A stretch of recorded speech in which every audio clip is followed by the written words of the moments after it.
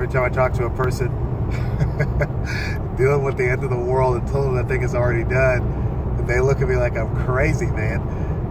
They look at me like I have no idea what I'm talking about. Like, surely you are lost. People think all kinds of things. They think like, oh, you're confusing the coming with after Jesus came back after 3 days, the resurrection. And it's always so comical to me, because what this really is, this whole end of the world, you live in the end of days today, we're living in the last days near the return of the Messiah. What's so interesting about this belief structure is that this is a religious tradition. That's all it is. We have learned and inherited this religious tradition, and it's amazing. This religious tradition of living in the last days is, in a lot of ways, responsible for the explosion of Christianity all over the place. You know, there's a little town out here by where I live in Arkansas where there's roughly an 1,100 people population. Yeah, about 1,100 people live there.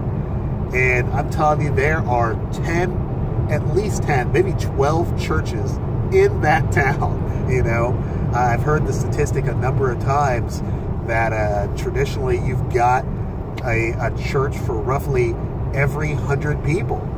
You know, when you're looking around, I'm even driving around here, I mean, there's a church right there. There's a church right over there. There's a church right here. I mean, this is just a little tiny, what is that, 2 minutes of driving, 3 churches? There's probably a 4th church right back there.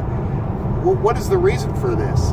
It's because, in part, this belief structure that you live in the end of days, that you might be able to see the return of the Messiah. You know, it's a big belief structure. But look at the text. All the phrases that are used today about how near his return is, how quickly he is going to be returning, all of these phrases, they're all taken directly from the New Testament, which is 2,000 years old. So if you think about this, there is absolutely no way for you to be able to tell that you live near the return of the Messiah based off of the indications of time given in the text.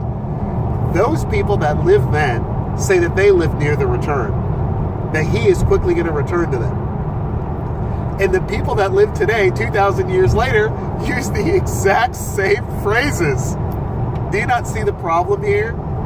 It's remarkable to me, because I myself come from that very same belief structure. I believed that I was living near the return of the Messiah, that I was part of the fulfillment of prophecy. It was happening right here in my own days, you know. And now I look back and I realize, wow, I was sucked into a belief structure, a religious tradition. And at the end of the day, it wasn't true. The scope of what the people are talking about in the Bible, what is discussing the end of the world, is the end of the age. Take note, the age ended. You don't live in the same age as the people in the Bible. Do you want proof? When was the last time you offered an animal sacrifice to God? You never did. All throughout the Bible, from Genesis all the way through Revelation, what are they doing? Offering animal sacrifices to God. That is the proof that you don't live in the same age, same order, same world as what they live in. Jesus is the sacrifice once and for all. He is talking about the issuing of a new order. That's why all the Jews are trying to kill him. They did. That's why they persecuted all the people that wrote the New Testament. All the disciples are getting violently persecuted, being searched for throughout the world. Notice the imagery of Revelation, the dragon that's going into the wilderness, looking for the remnant of her seed.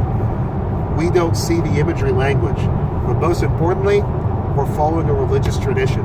That's why every single prediction for the end of the world is always wrong. The Spirit of truth was revealing what is to come to them. They wrote about it. You're reading it in the New Testament. The Spirit of truth isn't revealing what's going to come to you. The end that the Spirit was talking about already came. That's the reason why you don't have any of these miraculous actions that you're reading about in the Acts of the Apostles. It's because when Jesus says, "Greater works than these you shall do because I go to the Father," he's not talking about you, the person alive today. He means you, the person that's sitting there listening to that conversation. And more broadly, of course, their generation, being that they are the terminal generation, the generation at the end. That's why Jesus, John the Baptist, and all the disciples are part of the same generation of people. What do you say, man? The end of the world already came and left. You live in the new heaven and new earth right now. It's over. That's it. See you guys.